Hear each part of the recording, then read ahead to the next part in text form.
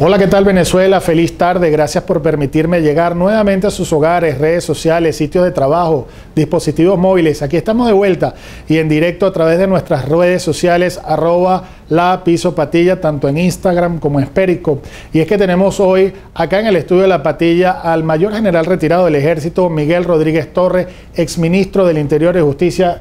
Mayor general, muchísimas gracias por atender a nuestra invitación. Gracias a ti por la invitación. Muchas gracias. Estamos en un momento del país de conflictividad donde el venezolano anda buscando la paz y anda buscando una mejor Venezuela. Surge un dilema reciente, una Asamblea Nacional Constituyente que para algunos juristas no es legítima, para otros sí, convoca anticipadamente de manera apresurada a unos comicios para antes de la mitad de año, para abril.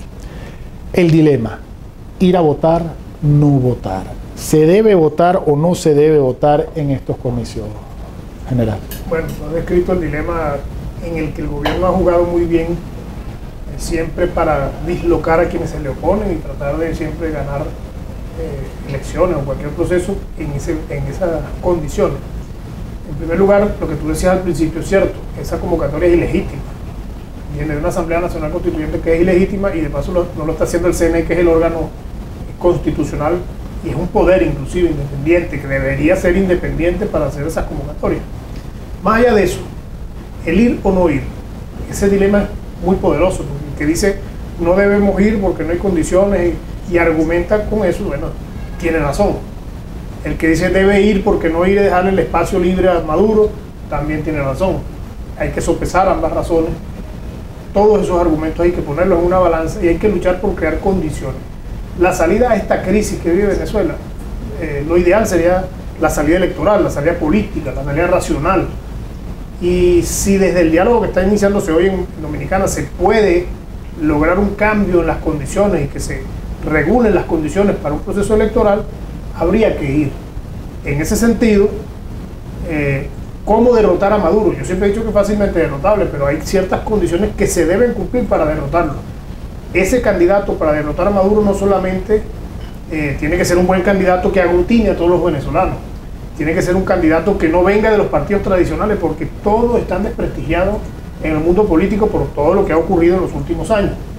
Tiene que ser un candidato extrapartido, lo que llaman un outsider, que pueda aglutinar a la oposición y que tenga el respaldo de toda la oposición organizada, que tenga el respaldo de todo el chavismo crítico, que está por los 2 millones y pico de personas, 3 millones.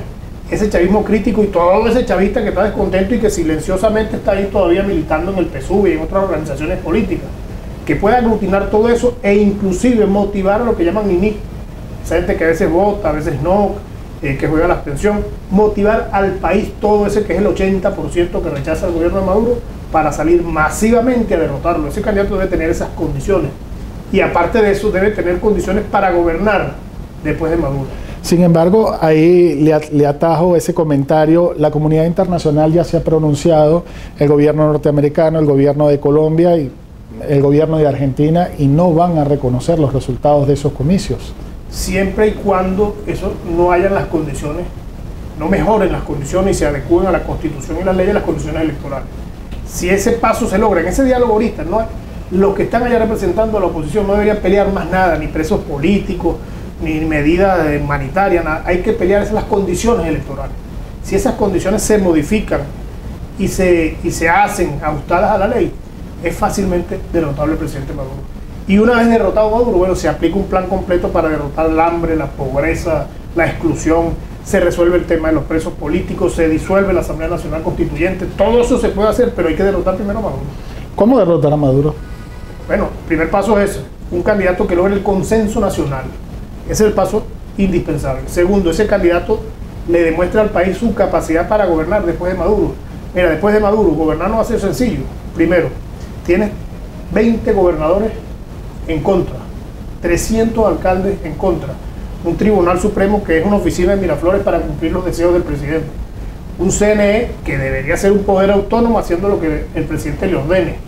Y como no tienen control de la constituyente, entonces le ponen una asamblea, de la Asamblea Nacional, eligen una constituyente ilegítima para hacer lo que la constituyente le dé la gana, porque esa constituyente legisla, mete preso gente, da órdenes al Ejecutivo, llama a elecciones, y su trabajo debería ser solamente hacer una constitución, más nada.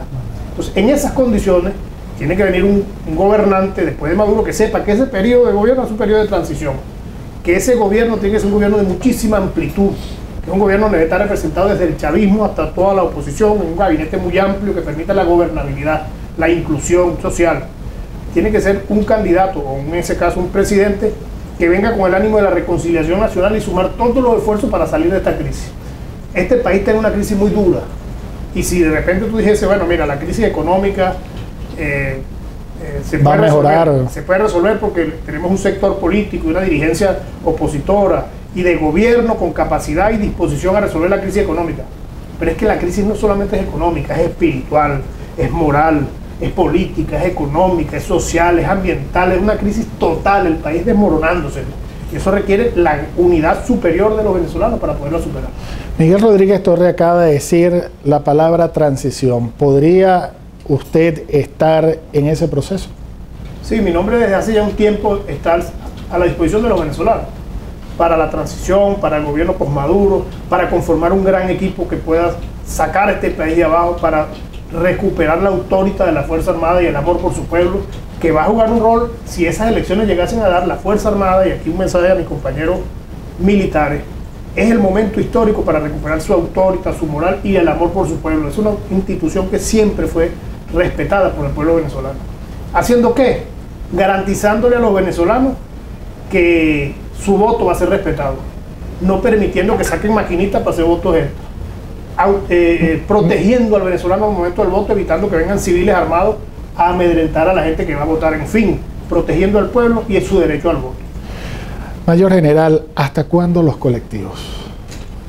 Mira, tú sabes que el tema de los colectivos es un tema interesante en el debate, porque no todos los colectivos son lo que pintan, ¿no? ¿Qué es un colectivo? Un colectivo es una expresión de organización popular. Los grupos parapoliciales. Pues, eso es otra cosa. Esos grupos armados parapoliciales hay que apresarlo y ponerlo a la orden de la ley, o que simplemente, mire, entrego las armas, no quiero saber más de eso, y pacificamos este país, que era lo que se venía haciendo en el ministerio cuando yo estaba allí. Hay que desarmar este país, y eso pasa por desarmar a todos esos grupos parapoliciales. La autoridad tiene que ejercerla el Estado, más nadie. General, ¿qué está pasando dentro de la Fuerza Armada? Se está viendo, como usted lo acaba de decir, un país que se está desmoronando, un país donde hay que desarmarlo, y no vemos un pronunciamiento coherente por parte del estamento militar, como tampoco lo vemos desde la Asamblea Nacional por la Comisión de Defensa, ¿no? El diputado Edgar Zambrano, lo digo muy responsablemente, no se ha pronunciado cada vez que pasa algo con el tema militar. Pero ¿qué está pasando en el seno de la Fuerza Armada? ¿Por qué no se está cumpliendo con la seguridad interna de la nación, con la soberanía? ¿Por qué hay tanto vandalismo, tanta delincuencia en el país? Mira, evaluar a la Fuerza Armada y meterlos todo en un saco creo que es un error inclusive en el análisis, ¿no?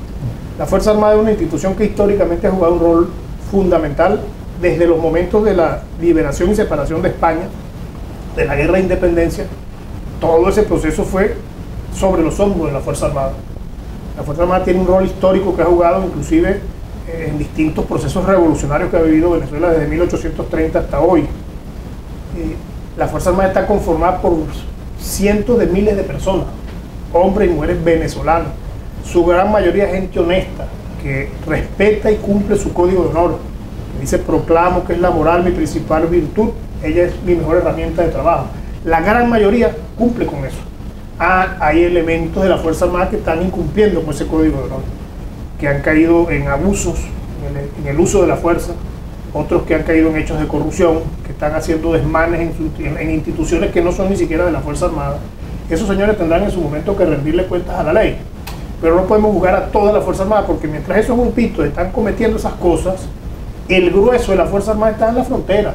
Los pilotos volando sus aviones, los marinos en sus barcos, los del ejército patrullando en frontera, entrenándose, la Guardia Nacional cumpliendo sus misiones en la frontera. Hay mucha gente cumpliendo su labor que no es vista nunca, que no es exteriorizada a través de los medios y que es juzgada por un grupo que está cometiendo cosas indebidas. Usted que conoce las normas dentro del estamento militar, este grupo, como usted lo menciona, en un futuro de venir una nueva Venezuela, a este grupo pueden ser degradados, pueden ser privados de su libertad, se les puede despojar de sus bienes mal habidos.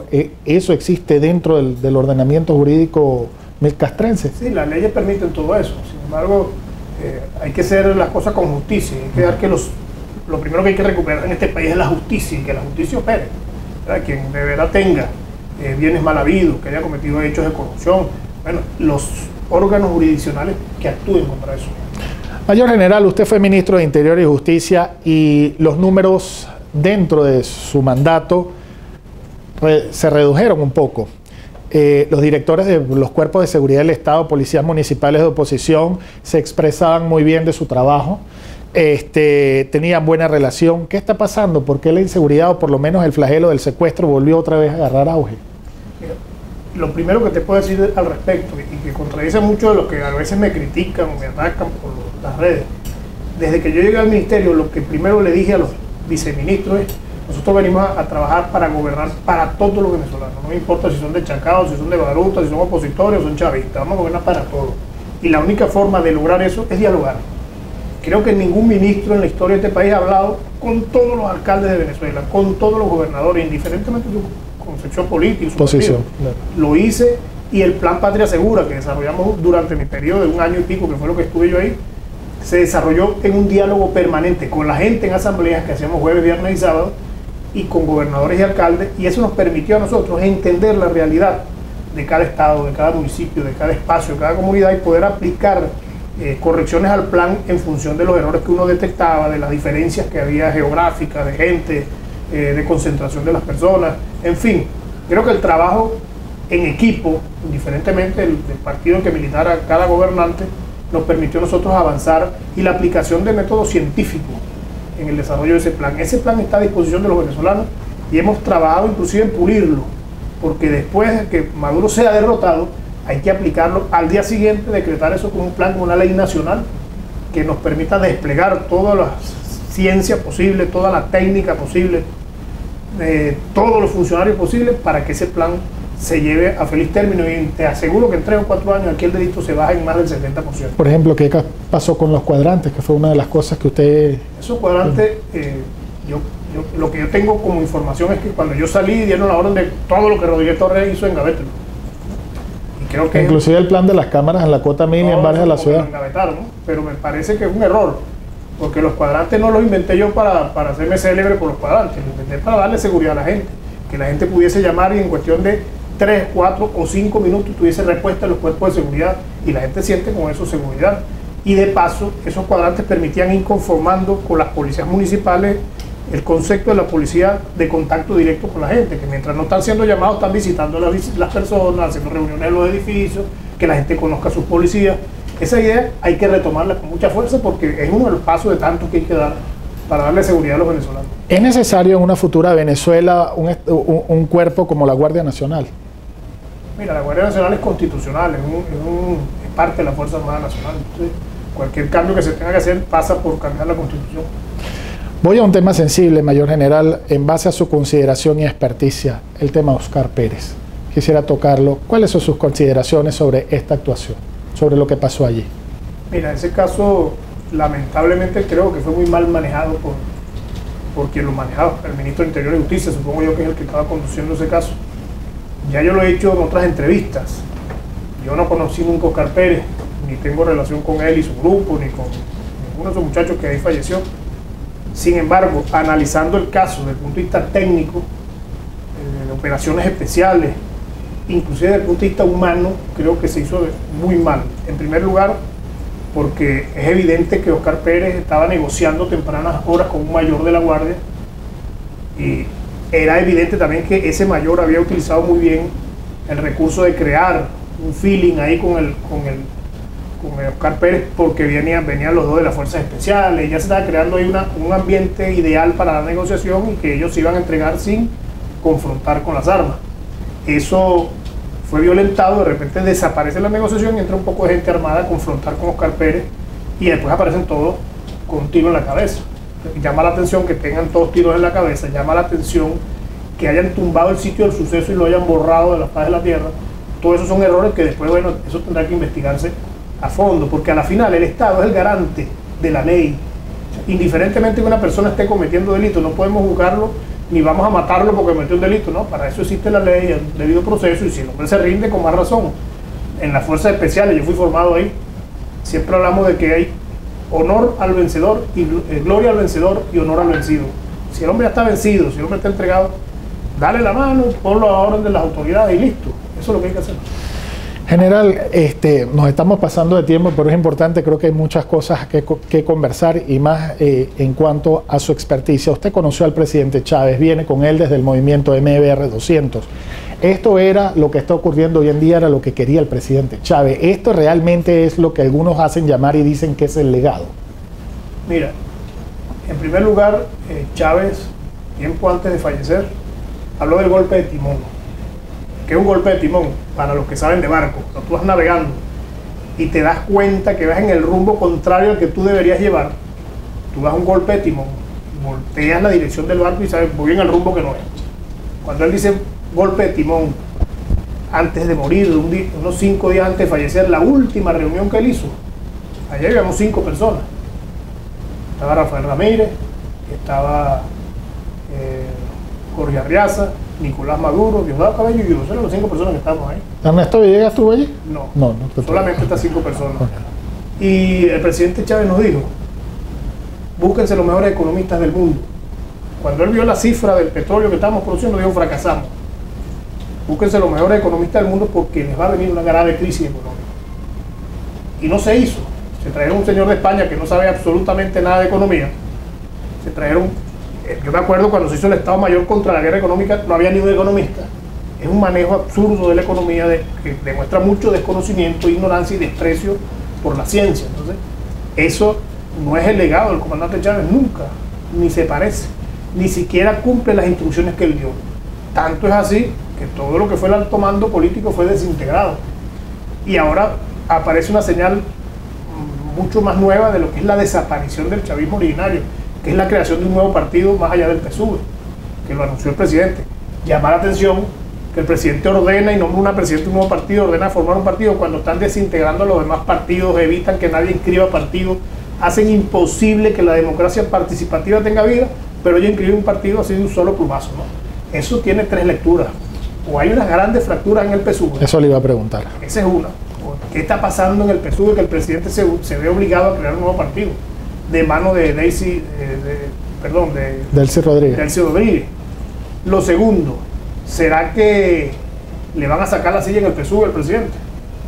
Y necesita tener la postulación de ese partido. ¿Será que el polo patriótico no está apoyando al presidente y ninguna de esas tarjetas lo va a apoyar y él necesita tener otro partido? O puede ser también que estén esperando que la oposición diga no vamos a elecciones y a través de ese nuevo partido postulen a Perico de los Palotes y le digan al mundo no, pero es que hay otro candidato. O salga también después alguien de la oposición y se lance solo y le haga el juego al presidente, entonces se legitima ante el mundo. El mayor general Rodríguez Torres, cuando era ministro, también fue señalado, sobre todo con el tema de los muchachos, de ser quizás aplicar fuerza más de la normal. Si yo le preguntaría ahorita a Miguel Rodríguez Torres si tuviera algo que pedir a alguien, a qué pedir disculpas o de qué arrepentirse o algo que haya que rectificar, ¿qué diría Rodríguez Torres? Tú sabes que juzgar sobre las acciones de un ministro es muy sencillo, ¿no? Y más en las redes sociales que no tienen a veces responsabilidad, sino que dicen lo que les parece. Y en eso quiero aclarar, por ejemplo, se me señaló mucho sobre el caso de aquí de la avenida Francisco de Miranda, un campamento que hicieron aquí. Ajá. En el Penuto, no sé. Ese campamento, bueno, hicieron todo un show y un escándalo con ese campamento. Y lo único que pasó en ese campamento negativo de exceso de violencia fue un policía que mataron de un tiro en el cuello. Porque la mañana yo vine a supervisar los trabajos de recuperación de ese ambiente que está vuelto un desastre. Y en ese momento, estando yo ahí, mataron a un policía con un tiro en el cuello. En el de los Palos Grandes, sí, correcto. Me acuerdo, un policía nacional bolivariano. Entonces, ese tema de la fuerza es un tema interesante para dedicarle solamente un programa a eso. Porque ese campamento se levantó sin un grito siquiera. Y se llevó toda la gente, se puso a la orden de tribunales sobre todo los que tenían drogas, armas, todo lo que se consiguió allí. Y de paso, recuerden que ese campamento se levantó porque el embajador en las Naciones Unidas estaba exigiendo que se hiciera algo porque le bloqueaban la entrada a las oficinas, le agredían a los trabajadores y el alcalde no le hizo caso al embajador, el gobernador no atendió al embajador, y tuve yo como ministro que atender esa situación. Y yo personalmente supervisé para evitar los excesos, que maltrataran a gente, que los golpearan, ¿no? Se levantaron los carpitas, los que estaban ahí, porque no estaban todas las carpas ocupadas, se llevaron a orden de tribunales y se salió de ese tema del... Eso es un ejemplo que te puedo poner, igual que el caso del Táchira. El Táchira fue terrible, eso, yo no había visto una cosa tan terrible como esa. Y dialogamos con todo el mundo hasta que eso se bajó. ¿Qué me ha traído eso como consecuencia? Mira, en todos los foros que voy me consigo muchachos de la resistencia. Y ellos debaten duro. ¿Qué ha pasado ahora? Que muchos muchachos de la resistencia están en el movimiento amplio que yo milito, que yo dirijo, militando con nosotros. Porque han entendido que el camino correcto es la reconciliación nacional. No generar violencia anárquica, que no lleva a nada. Es reconciliar a los venezolanos y crear una gran fuerza crítica capaz de transformar. ¿Qué lamento? Mira, yo lamento no haberle cumplido a los venezolanos, bueno, el lapso de tiempo fue muy corto, en la aplicación del Plan Patria Segura, por lo menos en 3 años, para que los venezolanos vivan tranquilos. Mi única aspiración era reducir el delito al máximo. Redujimos en Caracas el delito de secuestro era 0, pero lograr eso a nivel nacional y que la gente pueda salir, caminar en paz, vivir tranquilo, vivir en las ciudades. Esa era mi aspiración, mi única aspiración como ministro. ¿Por qué Nicolás Maduro lo remueve del cargo? Hay que preguntárselo a él, porque a mí nunca me lo dijo. Después de esa remoción no hubo más conversación con... Sí, conversamos 2 veces.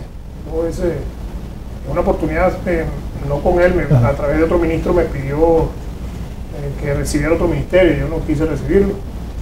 Previo a eso me ofrecieron una embajada, tampoco quise. Yo al final entendí que el rumbo del barco estaba incorrecto y que había que empezar a luchar por enderezar ese entorno. ¿Qué le diría a los funcionarios policiales en este momento que están mal pagados, que no están pudiendo hacer su trabajo como es, que la seguridad en materia de interior y justicia del país está caótica, porque eso hay que decirlo?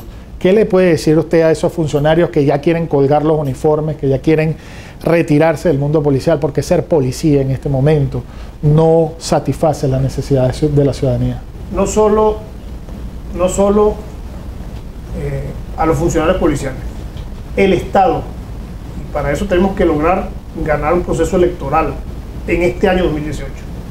El Estado tiene que consentir, tratar con mano especial, con programas especiales, a los policías, a los maestros, a los médicos y los científicos. Esos son 4 ciudadanos que llevan un soporte muy grande de lo que es la sociedad que querramos construir.